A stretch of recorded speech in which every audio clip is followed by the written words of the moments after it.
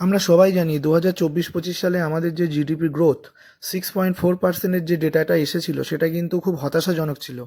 কারণ তার আগের 3 বছর প্রায় গড়ে 8% আমাদের জিডিপি বেড়েছিল। এইরকম একটা নিরাশাজনক পরিস্থিতিতে কিন্তু আশার আলো তৈরি হয়েছে।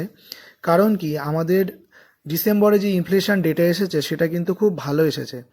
নভেম্বরে যেখানে ইনফ্লেশন পার্সেন্টেজ 5.38% ছিল, সেটা ডিসেম্বরে এক্সপেক্ট করা হচ্ছিল 5.30%, কিন্তু এসেছে 5.22%। এই যে ইনফ্লেশন ডেটা ভালো এসেছে, এই পরিস্থিতিতে আমাদের গভর্নমেন্ট এবং আরবিআই কিন্তু পজিটিভ সিদ্ধান্ত কিছু নিতে পারে যা মার্কেটকে সাময়িকভাবে ভালো রকম বুস্ট করবে।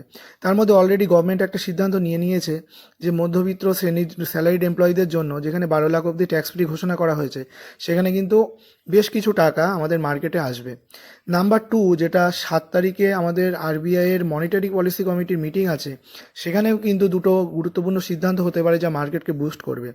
এক নাম্বার কি, সেখানে আরবিআই কিন্তু মার্কেটে ডিউরেবল লিকুইডিটি ইনজেক্ট করতে পারে, বা যেটা ক্যাশ রিজার্ভ রেশিও আছে সেটাও কিন্তু কমাতে পারে। এই দুটো যদি হয় তাহলে কিন্তু ব্যাঙ্কগুলোর হাতে টাকা লোন দেওয়ার জন্য অনেক টাকা বাঁচবে।